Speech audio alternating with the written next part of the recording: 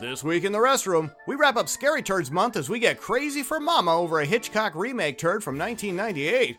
We've got deja vu camera shots, deja vu costumes, deja vu performances, deja vu screenplay, and actor Vince Vaughn in a grave-rolling performance so bad, he makes swingers look like the internship. It's Psycho. No, not that Psycho. And before we flush it, we're going to take it out and play with it a little.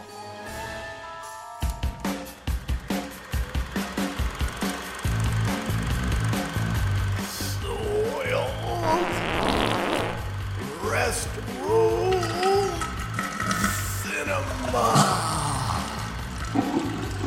We're here to flush it, so you don't have to see it. Greetings, everyone, and welcome to Scary Turds. October is our month-long celebration of some of the worst horror films ever made. I am Honor Knight, your headless cinematic flusher, right here in the Restroom. As always, I'm joined by my freakish co-cinematic flushers, Killer Clown Colleen Griffin. Hey, hey, hey. And naughty necrophiliac, Nora Crest. What's up? Also joining us as part of our extended co-flushing team this time out is one half of the creative team from the BlokeBusters podcast, Paul Pumpkin Poltergeist Hawkins. You know, if you hated getting a drink with me this much, you could have just texted me. That is true. Let's kick off this flush with a round of Pumpkin Dump. Happy Halloween, bitch. I'll put 60 seconds on the Restroom clock and we'll go around the cinematic death bowl to see who has the worst alternate title for this week's Scary Turd. The loser will then get to read the RSS as Restroom stall stats in a diabolical voice of my choosing. Here we go. Griff! Master Bates Motel. Crest! Psycho, Gus Van Sant's descent into the toilet. Oh, very good. Hawkins! Dial M for Murder of a Classic. Oh, very good. And I had Mama just killed a man. Nobody got... All right, fuck you guys. Griffin! Hitchcock of shit. Crest! Psycho, shot for shot? I don't think so. Oh, Hawkins! More painful than jumping out of a moving car's rear window. Oh, look at that. Oh, and I had good psycho hunting. Think about that one. Griffin! Mummy Dearest. Crest! Psycho, I ain't afraid of Vince Vaughn. Hawkins! The 39 Steps to Ruin My Childhood. Oh, very good. And I had Psycho Crashers. Think about it, think about it. God damn it, I'm fucking... Griffin! Worst episode of RuPaul's Drag Race ever. And that is time. Jesus Christ. All right, we had a very good round of Thunder Dump. Except for everyone that I kicked out today. I got to work harder on my show notes for my Thunder Pumpkin Dump intros. Holy cow. All right, that was a pretty good round, but we got to have a big loser this time. The big loser is, ironically, works out to be Paul Hawkins. So the funny voice of Paul Hawkins, it's not really that funny of a voice, but it's a classic voice, Alfred Hitchcock. Paul, have at it. Good evening. Psycho is a 1998 American horror film produced and directed by Gus Van Sant for Universal Pictures, a modern remake of the 1960 film directed by Alfred Hitchcock and starring Vince Vaughn, Julianne Moore, Viggo Mortensen, William H. Macy, and Anne Heche. Although this version is in color, features a different cast, and it's set in 1998, it is closer to a shot-for-shot remake than most remakes, though not any better, often copying Hitchcock's camera movements and editing. The film received negative reviews and was both a commercial and critical failure, with a 37% rating on Rotten Tomatoes. It was nominated for 3 Golden Raspberry Awards and won 2. The film for Worst Prequel, Remake, Ripoff, or Sequel, Van Sant for Worst Director, and Heche was nominated for Worst Actress. Literary critic Camille Paglia commented that the only reason to watch it was to see Anne Heche being assassinated. That is so true. Great job, Mr. Hawkins. Can we Thank you. but can we agree that Camila Paglia's opinion should never be considered in anything? Well, all right, we can go with that too. But all right, great job, Mr. Hawkins. I appreciate your Alfred Hitchcock effort. Boy, if you ever wanted to see director Gus Van Sant take a giant shot-by-shot shit on one of the greatest horror films ever made, have we got the scary turd for you? Holy shit. Shot-for-shot remake of Psycho is like a shot-for-shot remake of The Color Purple, but with an all-white cast of midgets. Sure, it looks a little different, but it's still the same damn stories you've already seen done better. The casting of this movie was like red flag over and over Well, and over. well, we'll talk all about that Well, cast. it's number one. I love Vince Vaughn. I'm a huge fan of his. You're more I'm not anymore. He's not Norman Bates. asshole. At No, any he's point not. in this movie, You're right. do you believe that he's Norman Bates? and the main problem, honestly, is the fact that it is in color. Hitchcock, when he made Psycho, he genuinely thought he was making a comedy, like a parody of horror films, and it turned out he parodied it so well it became one of the most iconic horror films in history. Whereas these guys were trying to make a serious remake of Hitchcock, and they made this. Yeah. So, Okay, I need to ask something. Do you think that Vince Vaughn, like, continuously doing that weird giggle, was that his choice or Gus Van Sant's choice? Well, I think they just forgot to cut. And it was him just like breaking it. Universal Pictures and Imagine Entertainment present a film you've already seen once, but will now have to endure again. In color! I put ... and I put in color with exclamation point, just to make it more snazzy. But again, that's the worst thing you can do with the remake of Psycho, is to make it more snazzy by filming it in color. In color, the cinematography looks worse. was so weird. Yeah. It was Well, so, the problem is that the film is so dark and like mysterious the whole time. You can't really tell where you are. But like the opening shot where she's supposed to be in Arizona is clearly not in Arizona, so that's stupid. She's in Pasadena or something. Oh yeah, I And then know. she's in I LA. recognized that too. Who thought the lime green title lines were a good idea? I thought it was baked out on LSD and watching sound bars on my stereo system for 2 minutes. Again, It looked like a senior year video Yeah. project done in 1998. when you put it in color, it takes on a whole different look, doesn't it? Like we're just talking about here. And it looks terrible. That's terrible opening credits. They just don't work in this context for this film. In 1960, yes, not now. Starring Vince Vaughn of such hysterical fare as The Cell, Domestic Disturbance, Starsky and Hutch, The Breakup, Fred Claus, Four Christmases, Couples Retreat, The Internship, Anchorman 2, Delivery Man, and Term Life. What would you say is worse, this movie or True Detective Season 2? I have a joke about that later on. I was kind of saving that one, but yeah, we can if you want to I'm chalk sorry, that in I with ruined it. No, I'm still gonna roll past it anyway. I'll be drunk by then. But here, it does lump in with all these other failures that he's had. However, he just released there's a film that's coming out with him in a prison. Apparently, it's getting rave reviews. It just premiered. It had its American premiere. I'm so tired of Vince Vaughn. Like when he glared at Meryl Streep for actually having an opinion. And Anne Heche as Marion Crane. Pre-lesbian Anne Heche, kids. No, it's not. It's it wasn't? It's post-lesbian. Oh, Yes. this post, damn it. Wasn't this during her? I gotta Google that. Chris, Yeah. as soon as you come out as a lesbian, don't they hand you a sheet of everybody who came with the lesbian sheet? Don't they give you? because- Well, It was she woman. went back. So Yeah, she went she back, did yeah. go back. It's not like reverting to drugs, becoming straight. It's like it was before people knew how to define things as they're just All fluid. right, so maybe it was somewhere in there. I said pre, but I guess maybe she was a little farther down the line. Sorry. Okay, you're acting like she was pre-op or something. Well, in the news stories, though, also it says Heche just announced her split with her companion of 3 years. Was that a guy or a girl? Yeah, that's what I'm saying. They Ah. list Ellen DeGeneres as her companion Oh. at the all right. time. This is pre when she went out with her. Directed by Gus Van Sant, because Alfred Hitchcock is already dead, and there's no one that can stop him from Oh, making you this guys classic are right. film This now. is in the middle Oh, of her Jesus, relationship fuck. with Ellen DeGeneres. All right, so is Ellen a guy or a girl? Let's just establish that. Ellen and then we can- DeGeneres is a woman. Dude, that is I was trying to slide through there. I was trying I'm to slide sorry, through. Even for you, that's gross. All right, listen, that has nothing to do with Ellen DeGeneres. Okay, so we just wanted to establish where Miss Heche was on the Kinsey scale. She was at 1 this year point. into her relationship. Okay. Yeah, I kind of like to meet your sister, and I kind of like to meet Viggo Mortensen without that god awful Southern drawl he's sporting in the scene.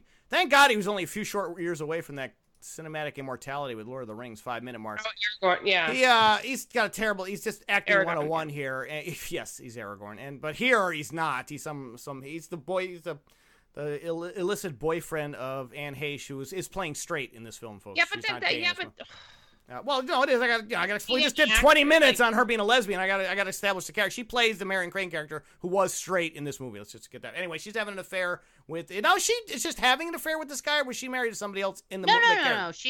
They're just said, I've never been they're just hanging out. Okay, so she's just hanging out with this guy. She said I've never been married even once, and he said, well, once she marries somebody else, I won't have to pay alimony anymore. Oh, okay, all right. So he's divorced. He's a divorcee. And he runs a hardware store. So anyway, it opens up.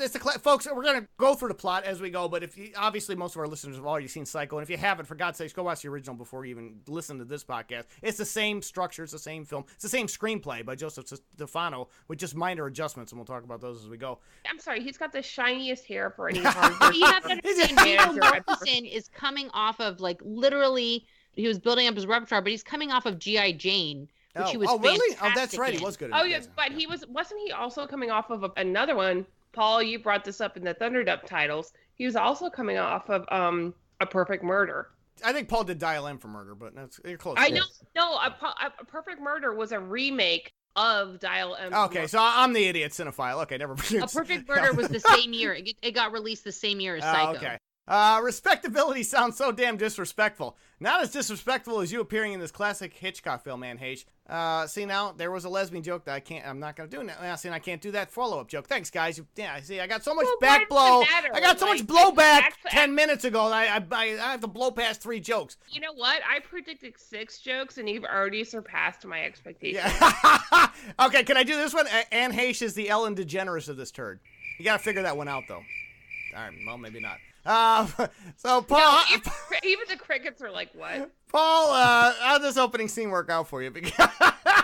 I gotta throw it to Paul because I'm running out of lesbian material here.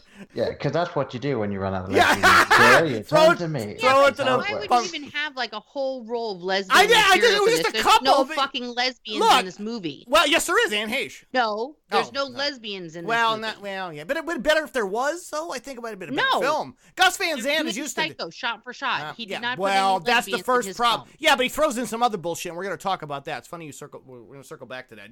He does throw in other stuff here that shouldn't be here. But all right.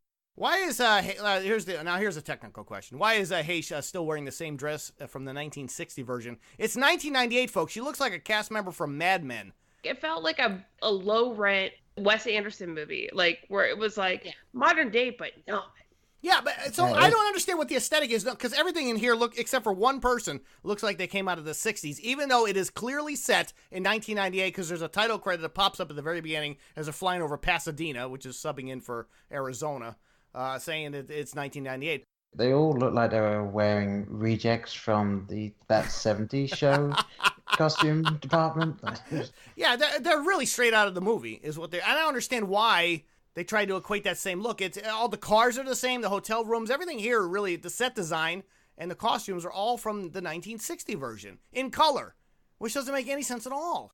$400,000 cash, which this cowboy asshole busts out of his suit pocket like he's trying to hit up a Vegas strip club around the 9-minute mark. Did they not have cashier's checks in 1998? Again, this is a 1960. Well, you avoid taxes that way. Yeah, I know, but yes, you do. But I think in 1998 you would have got it. I mean, Chad Everett plays the sleazy cowboy. He keeps hitting on Anne Heche. Yeah. Anyway, she works where does she work at? A real estate? Like some sort of accounting. Okay, accounting firm or real estate. I don't know. She's a secretary. She's just one of the 2 secretaries. Rita Wilson, Tom Hanks' wife, is the other secretary in the scene. So basically, she leaves the Viggo Mortensen character, blows him off, goes back to work. Chad Everett rolls in with his $400,000 in cash. Anyway, so she sees that and gets eyeballs for the money. If you're following the 1960 version, which we all are, he was flirting with you. I can't.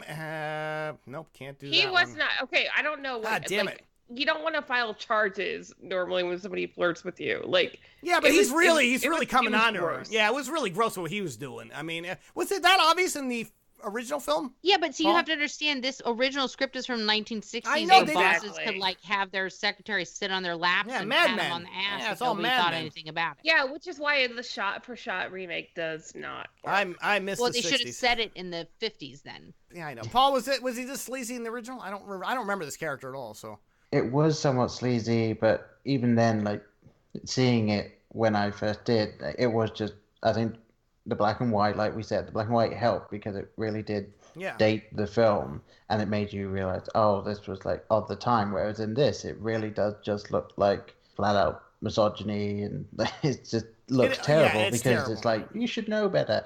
Also, was that guy's name Harvey Weinstein? I knew it. There you go with your topical humor for this week, folks.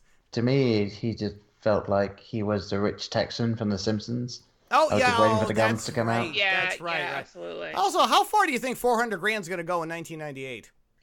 You're not going to be able to run forever on No, this money. not 400 grand. It's nothing in 1990. It's nothing. It's really nothing now.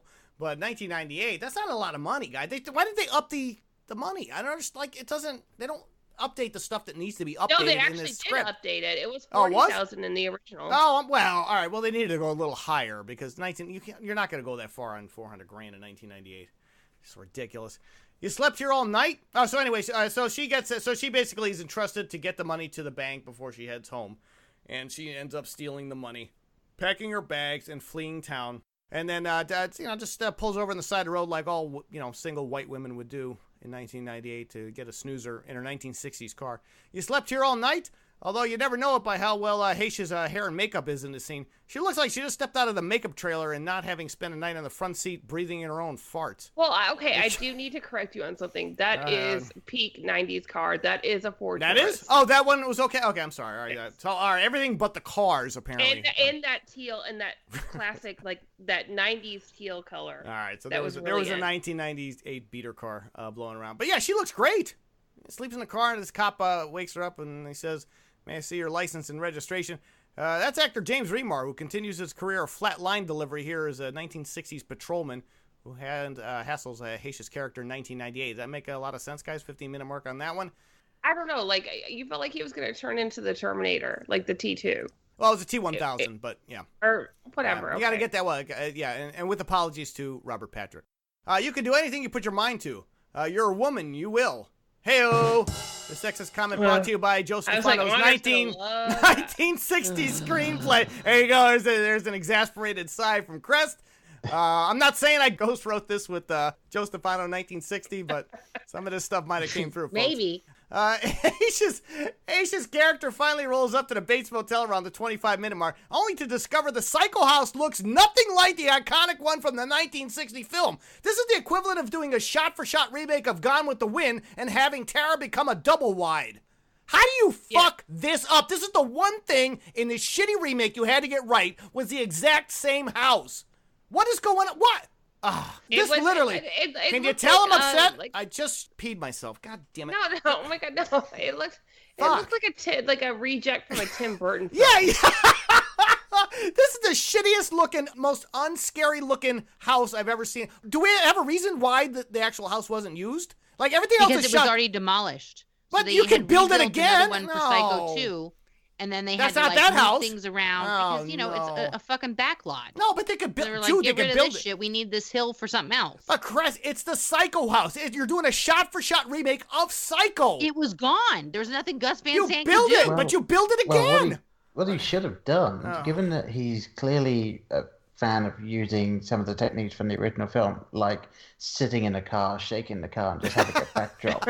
When you look into the window, why not have a matte painting? Right, you could have easily covered the Crest. There's no excuse not to have the Psycho house. And first of all, where'd that house come from? Demolished. Yeah, That's but what why it house was- is that? She's What just house? trying to give you an explanation. No, Don't but attack her. what house is this though? What shitty house did This they? is from Psycho 2. That is the Psycho 2 house? Yes.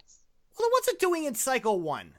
Guys, I know you just explained it, but it does. Like, if you're remaking a shot-for-shot remake of Psycho, why don't you have the original? The house is so iconic. It is so iconic. When I saw it, I was literally shocked. That's the one shocker moment in this film. Kid, that's the moment you were. That was no shit. I genuinely didn't get it because, like you said, they had the Psycho house from the original, and as you are remaking the original, I know that they didn't have access to that house, but there are other ways. Crest come up with some bullshit. They tore it down. Look, it's a shot for shot remake. You have to have the house. You can't have the Psycho 2 house. If you're gonna do a shot-for-shot remake, then the costumes should have been exactly the same. They were. They were pretty much. Well, they should have used the same lighting. They shouldn't have done to get the Panavision cameras and not use any modern technology.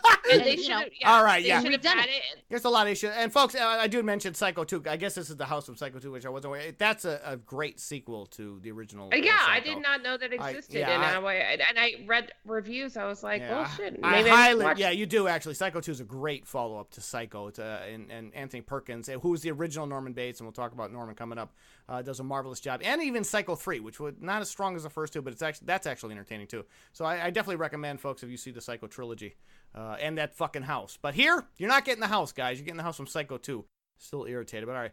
We're going to keep moving. Gee, I'm sorry I didn't hear you in all this rain. Vince Vaughn arrives on screen as Norman Bates around the 26-minute mark, thus continuing the grave rolling on this production. Was Chris Kattan not available for this remake turd? He would have been an awesome Norman Bates, you have to admit. Chris Kattan, yeah, see, you're laughing, but the problem is Chris Kattan's like 3 feet tall. I know, but it would have been awesome. Yeah, Norman. How about like a short Norman? That would have been epic. But I think he could have pulled off the creepy though. Work with Joaquin Phoenix. Yeah, you're right. Phoenix is on the shorter side. And the second he came on screen and started talking, I just kind of had this weird flash in my head. It was like, he looks exactly like Rami Malek looks now. Like it was so weird. I kept seeing him on screen. I was like, nope, that's Vince Vaughn. That's not him. It's like, what's going on? Oh, Rami Malek is, I think, way more distinct looking than even young Vince Vaughn. Wow. It's nice to see a thin Vince Vaughn before he started to eat his feelings just a few short films later. He drank them all up. Oh, is that what he's doing? Yeah, we are right now with this movie. Yeah, we're definitely drinking. Yeah, he was in good shape. I will say, look, he's obviously gone up and down the scale over many, many films that I mentioned earlier. No, he was not in good shape. His metabolism was still intact at that point, okay? Oh, my God. And he's just so miscast, folks. Again, if I'm saying Chris Kattan would have been a better choice, he was way miscast for this role. Would you have dinner with me? Because having dinner with a creepy motel clerk in the middle of nowhere in 1988 makes perfect sense. Again, the screenplay doesn't hold up in a modern setting. I'm really hungry, and he goes, "Oh, there's a diner 10 miles up." Yeah, exactly. Yeah. So, first of all, no 1998 woman would have stopped there to begin with. Again, it just doesn't hold up. With the 1960 screenplay does not hold up to 1998. It's such a change in lifestyle and culture and stuff like that. Well, also there are rest areas on the side of the road. Yeah. Well, there's also major highways. She wouldn't even be on this shitty ass back road. Nobody does it. The second leg of her trip, she would have, because she was trying to evade. All right, that's fair.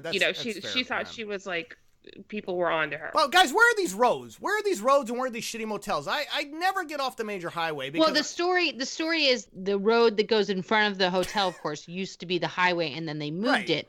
So this would indicate that this fictional town of Fairvale, California, which has an 805 area code, which would place it somewhere between Ventura, California, and if going as north as San Luis Obispo, or just somewhere north of there. And there are a lot of like little teeny highways that used to be main thoroughfares before the 101 was finished. But the 101 is one of the oldest freeways in America. Right. So it would make more sense that this town were closer to Los Angeles, and that it was one of the towns that sort of got moved or erased from California's history when they moved the 10 freeway, Route 66. Right. And they moved it out to the 5 and stuff like that, and they sort of just shortcutted that whole thing. I didn't really get the whole... I mean, maybe back then because there were less roads, but... In 1960, but not in 1998. Yeah, in 1998 when it's like, oh, the new interstate is here, and so, oh, I thought I was still on the interstate. Like, how did you think you were still on the interstate? Yeah. It's what, a two-lane road that she's on? Yeah, I know. Yeah, exactly. So she meets Norman Bates. He gives her the room. He invites her to dinner, and he has to run up to the main house, not the Psycho 1 house, the Psycho 2 house, as I'm figuring this out, to get dinner and bring it back down so they can eat in that fucked up parlor, which I'm going to talk about in a second. They get those Wonder Bread sandwiches. What the fuck were those? I know. Shut up, shut up, shut up. Despite echoing that sentiment...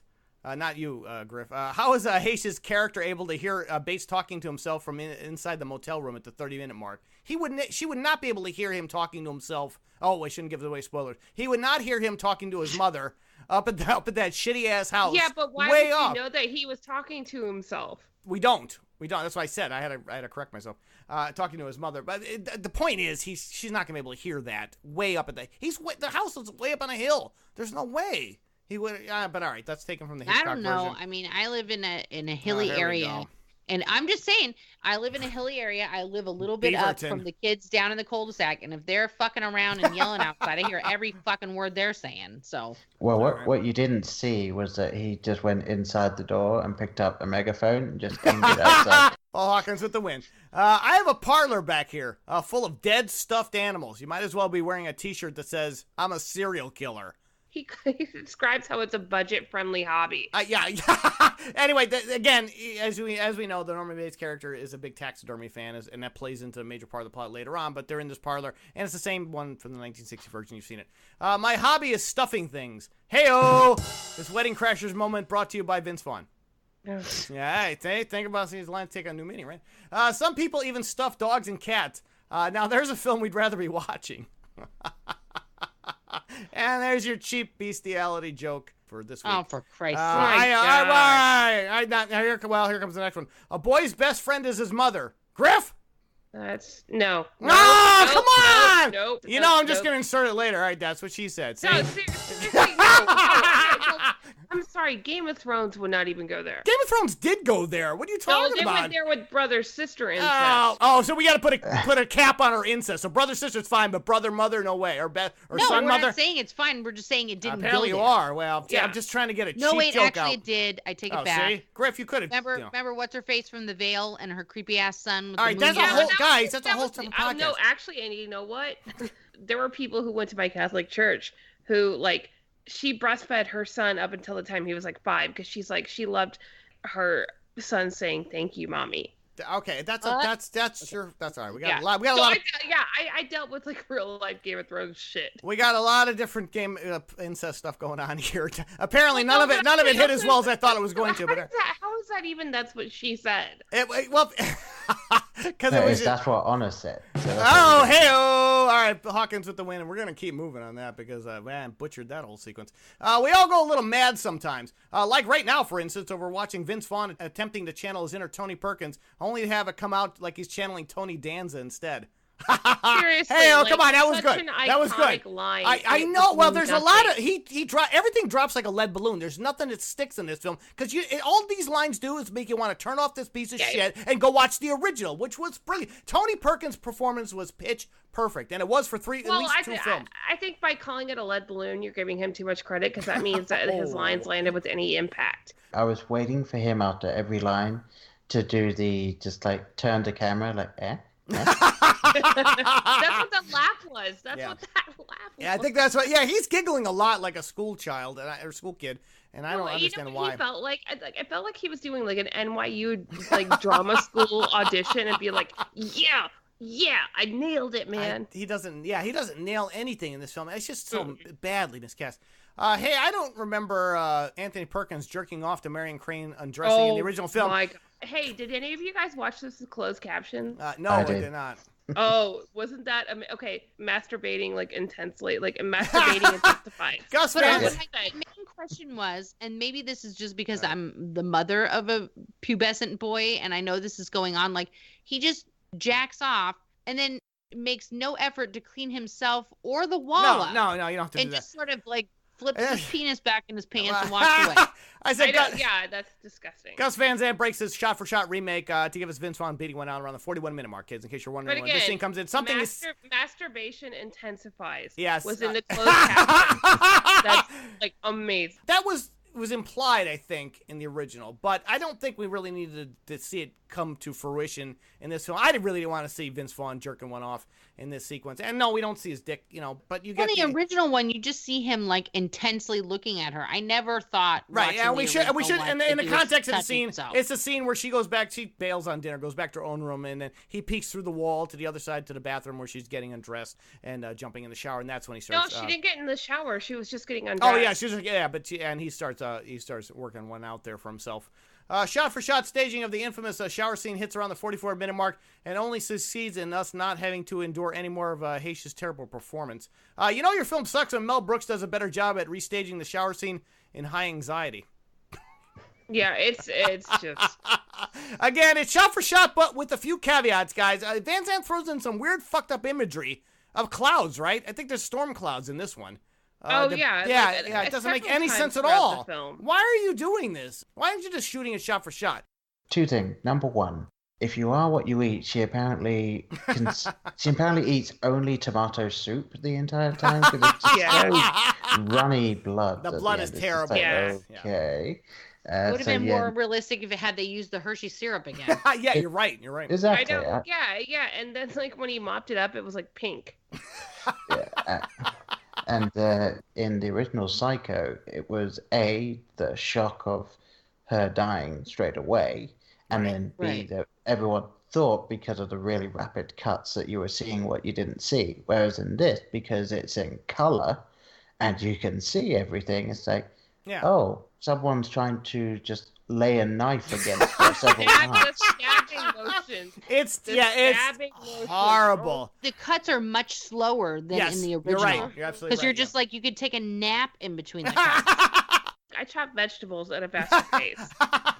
And the thing that I didn't get, and my wife also mentioned it when we were watching it, which is he's clearly stabbed her a few times in the front, but my wife was just saying and apparently there's no blood on her? There's no blood on her face or anything. There's no blood on her front, period. Right. Nothing. No pun intended. Yeah. All the blood was put in digitally after. Yeah. None of that, even the blood in the water, none of that is actual that doesn't make any sense. Practical effects, which is stupid. And the whole hand kind of coming out towards the camera, and in the original, the actress did so well at being able to convey the hopelessness as she's dying. Whereas this one is like, yeah, I know. Anne Heche can't wait to get off set. And when her face is smashed against the tile. Oh, that's it was so awkward. All the choreography for this was all wrong. Then she falls down, and there's an overhead shot of they do show the wounds in the back, which are CGI added, and her bare ass, which you wouldn't have seen in the original film. It didn't start bleeding until she fell over. Yeah, which doesn't make any sense. Again, the whole thing is just it's really bad. This is probably one, like I said, just go watch the one on High Anxiety and stay the hell away from this because it was done way better and more faithful. Vaughn begins to clean up this crime scene around the 45-minute mark like he was appearing in a season of True Detective. Oh, wait, never mind. We shall not speak of such things. Norman manages to sink Crane's car and all the evidence in a nearby swamp, yet fails to turn off the headlights first. Well done. Well, and also there was that unnecessary moment of anxiety when he was wasn't sure if the car was going to sink all the way. Well, that's a joke from the first movie. That was in the first movie, but I know. It doesn't quite work the same way here. Again, it doesn't play well, and he doesn't sell it at No, all. he doesn't sell anything in this film. I don't. I was gonna say, and also he lays out the shower curtain on the carpet and then drags the body onto the shower curtain, right? Which apparently defies the laws of physics by not balling itself up as she's dragging it across.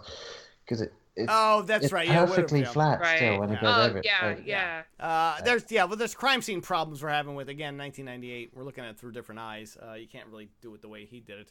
I'm Marion's sister. Why is Julianne Moore the only character dressed appropriately like it's 1998? 59 Let me just mark. say there something. You go. Her walking into this tiny little with her tits all out store made the whole movie for me. Well, yeah, she's so fucking hot. She was hot in that scene because her headlights were on in that sequence. But even though. Yeah, well, I mean, but her breasts were, it was a boob shot, basically. It was a boomy shot. It wasn't I'm not explaining it well because it was kind of gratuitous the way she was coming towards the camera, yes. But she has great tits. So I'm not going to, or boomies, I should say. But she is the only character in the entire film that's actually dressed like they would be in 1998. Everybody else is dressed in the 1960s garb, which I thought was really, I didn't understand what the statement that Van Sant was making about this. Also, why is Moore sporting headphones from the 80s in this scene?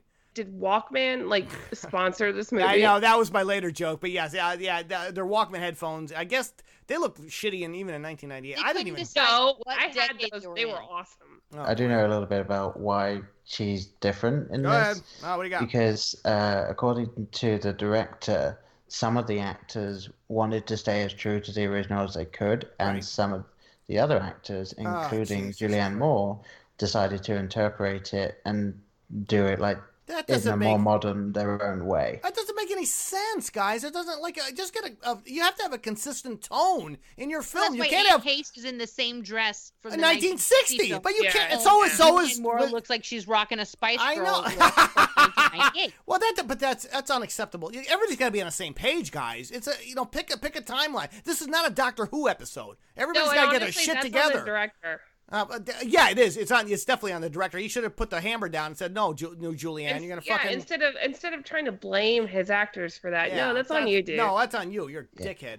Well, Right. yeah, and like, whereas you're gonna have a film like this, you've either got to have everyone go their own way, or everyone stick with the original. You don't want to have half and half. Well, you can't do it. You're right, Paul. And it really sticks. She really sticks out. No pun intended. Well, with the headphone, and we'll talk more about that. Let's all talk about Marion, shall we? William H. Macy arrives on scene around the 1 hour mark, sporting a fedora that makes him look like he just co-starred with Edward G. Robinson. Now, again, here's another guy trapped in the '60s with that stupid hat. I don't know. Wasn't he kind of ahead of his time? But like, all William the H. Macy is like always ahead of early his time. 2010s who Yeah. wore the fedoras. I guess so. Anyway, he plays the Arbogast. He's a private detective that was hired to find out what happened to. And Julianne Moore plays Marion Crane's sister with the Walkman. Stay with us, folks. It's Linen Day. Well, it's also Turtleneck Day, which makes Vaughn look like a giant walking turd around the hour and 2 minute mark. He looks like a bad Gap ad. Yeah, exactly. Don't shop there, folks, for your brown, Hey. your shit brown turtlenecks. I'm not capable of being made a fool, not even by a woman. Whoa, again, these wonderful sexist lines brought to you by screenwriter Joseph Stefano in 1960 and Honor Night 2017. There you go, folks, on that one. Joe Stefano is dead. This also is based on the original material is based on a great book by Robert Bloch, if you don't know. And he wrote the sequel to Psycho 2, which, again, Psycho 2 film was based on. You might be better off just go back and read the books. I don't, again, this was a screenplay that was of its time in that period, and you can't get away with this shit. Even definitely not now, but certainly not in 1998, I would think. Bates. Oh, I'm sorry, Bates? William H. Macy's character gets famously killed off around the hour and 14 minute mark with some random shots of a naked chick and a cow thrown into the mix. Probably because the editor was protesting this crappy remake. No, apparently William H. Macy had such a problem with this. Oh, like, really? He wanted to, he actually offered to What? throw himself down the stairs. Did he really? Yeah. Wow. And Gus Van Sant refused. Said no? He wanted to do the stupid, Oh, fallback that stupid thing. fallback thing. It looks terrible in color, guys. It looks great in black and white. Hitchcock was onto something, guys. He had talent. You can't just throw He this was in color. an innovator for his time. Yeah, I mean, he did things nobody had I know, ever yes. seen before. Yeah, they just said William Macy just fall back down the stairs. We should back up a little bit. He's the investigator hired to find out what happened. He goes to every fucking bed and breakfast and hotel in the greater Los Angeles area, and then shows up at this shithole to question Vince Vaughn's character. They have a whole conversation. If you've seen the original film, it's the same shit.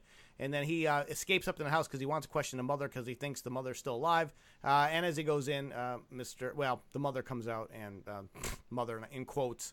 And William H. Macy does that fucked up fallback down the stairs with his face and the weirdest X'd cut out. to Yeah, I his know. face ever. Well, they were terrible. And again, the naked chick and the cow guys. I'm surprised you guys didn't. Yeah. Nobody's raising a red flag about that shit. No, I don't even know what to say about it. It's like That's a Rob how Zombie messed up it video. was. Paul, were you this? I mean, that didn't make any sense at all. Like, why are we getting these images? And is it images of Norman Bates or in his head, or is it William H. Macy's No, these are image just in his? random images Right. thrown up there because Gus Van Sant thought it was like we're gonna, Twin Peaks it or Yeah, something. well, No, it that's doesn't- right, oh David my Lynch. God, You're right. I thought about Yeah. this too. I was like, this looks like it wants to be like Twin Peaks or David Lynch. Yeah, there's definitely some David Lynch going on. Would you agree with that, Mr. Hawkins? When I saw it, I just thought, did he really just want to make an avant-garde Psycho? And Then just why fail didn't? Yeah, miserably? it's like, why didn't you push it farther then? If that was your intention. I think it's supposed to be when he's actually doing the attack. It's just flashes of madness. Yeah, that's thrown what- I around guess with the that's what rest he of was it. shooting for, But it doesn't come off that way No. until No, you think 'cause- about it a lot. Because you're not later. looking. You don't know where the point Well, of view of the it looks characters. like a rejected Nine Inch Nails video.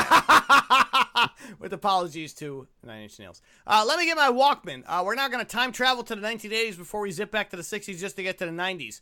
This entire film plays like an unaired episode of Doctor Who. mentioned that before, or Back to the Future. On a related note, there you go, Griffin Crest product placement around the hour and 16-minute mark, where she actually says, "Let me get my Walkman." There you go. Yeah, that was so awkward. It was, shoehorned I in. mean, do you think she fought for that? Yeah, I guess Julianne Moore was, again, doing her own movie with her own costumes. I don't know. I wish she was doing this movie, but she wasn't. I think there's something wrong, too, miss. Philip Baker Hall looks like he was just woken up in his home prior to shooting this scene and was forced to appear on camera at the hour and 17-minute mark. And that poor guy. They keep rolling out these famous people who don't want to be in this film at all. Did somebody sneeze or somebody laughing? What's the... Yes, I'm sorry, I sneezed. Damn it! I was really hoping it was a laugh, but okay, we'll take that. I'll take it where I can get it. I'm gonna say yes to the laugh. Lori, the sheriff wants you to connect them with the Bates Motel. Guys, who calls a telephone operator in 1998? Hour and 18-minute mark. Did anybody? Yeah. Exactly. Maybe we should need more sneezes to keep it moving. I'm sorry. This turd is just one cell phone away from being a masterpiece. Nobody had a cell phone, guys. Not even that shitty flip phone with the antenna. In 1998, there were no cell phones at all, which is total bullshit.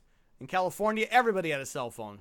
Norman Bates' mother has been dead and buried in Green Lawn Cemetery for the past 10 years, which comes as more of a no-shit moment in this remake turd rather than an actual plot twist. Guys, if you've seen the original... you might have clued in that Norman's mother is not alive, and Norman may be up to something. Paul? Obviously, I'd seen the original, so I knew all what was have. coming. Right. But my biggest problem with this is, even if you haven't seen the original, this film pacing is so off, it just drags. So by the time you get to this point, you're like, oh, okay. Yeah, Right, exactly. Yeah, you just don't care anymore. You really just give up. The pacing was so off. Pacing, especially in the back half of the movie. The first 45 minutes are kind of smooth, but once William H. Macy gets on and fucking Julianne Moore with her stupid ass Walkman headphones, everything just kind of grinds to a halt. Mother, I have to take you downstairs. In case you were wondering what high-pitched Vince Vaughn sounds like, give it the hour and 21-minute mark. That's Mother talking. So basically, he has to move his mother from the upstairs to the downstairs. And I put that in air quotes. But it because... so obviously wasn't Vince Vaughn. I want to know what the original, Why wasn't it his voice? His original attempt was. I want to hear that. I don't know if it's this part, but the stuff specifically at the end was a mix of Vince Vaughn and the original Anthony Perkins recordings. Oh, really? Oh, wow. Okay. Yeah. So they may have just done that throughout the film. Why are you gonna sully up Anthony Perkins? Is a good name, but all right. I suppose you want a room? No, but I would like that awesome shirt Vaughn is wearing around the hour and 22-minute mark, which makes him look like he just got home from a gay nightclub in South Beach. That shirt was money. Was that a Gap shirt, Griff? Was that a Gap shirt? Or was that... Probably. Yeah. That was the only modern shirt in the film. With that shitty-ass Miami shirt that he's wearing. Which, look, again, in color, it looks just terrible, guys. No, that turtleneck he was wearing was so 90s. All right, that's the other one. I'm pretty sure I sold that turtleneck to multiple people when I worked at the Gap. A lot of big walking turds running around in 1990. Yep. All right, we'll go to cabin 1. And we'll do that by walking along this L-shaped motel layout instead of just cutting across the parking lot, which is actually faster. Whew, around the hour and 25-minute mark. That's a technical note. So basically, Viggo Mortensen's character and Julianne Moore with their Walkman show up at the Hotel Bates Motel. They get a room. He puts them in room 10. They go down to the room, but they really want to search room 1 where Anne Heche died. And as a result, instead of just cutting across the parking lot, they do the whole L shape of the hotel along the planks there. Can I point out something real quick? Yes. She winks at him, and he winks back at her. Yeah. Is that in the original? That's what I don't know. No, that felt so out of character. Hey, Chris, we'll back up just for a second because when William H. Macy first arrives at this fucking hotel, he does get out on the passenger side of the car, and that's an homage back to the original because back in the day you couldn't get out on the driver's side because the camera was right there, so he had to get out on the other side of the car to so he can get past the camera. That's why they do that. So that's kind of an homage to the original. Again, in the 1998 version in color, he looks like a fucking idiot because nobody gets out on that side of the car. I would have liked it if he'd had a car that didn't have a bench seat and he still tried to do it. Just like clambering over. Well, you could have done a comedy. Again, you couldn't Mel Brooks it, and it would have been a lot funnier. Again, they don't do anything here that's marginally interesting like that, but that would have been awesome. Piece of paper that didn't get washed down, and also amazingly didn't get discovered by Bates when he cleaned the bathroom. Sure. So they get into room 1, they start searching around, and Anne Heche wrote, it was just doing some basic subtraction, which she's better at than I am. And then instead of just throwing out the paper, she has to flush it down the toilet. One piece survives, which obviously Norman Bates would have discovered when he cleaned that bathroom. And I guess that was in the original too. I'm assuming, but I don't. Well, in the original, of course, she stole $40,000, and Here so we they go just added another zero. No, I'm not talking about. I'm just talking about the piece of paper. I'm not talking about the amount of money. I don't. I'm just saying. Was that piece of paper in the original? Did it get stuck on the toilet? Does anybody remember? No. I honestly don't remember that. Yeah, one. see, no, I think that. Well, then then Van Zandt probably added that shit in.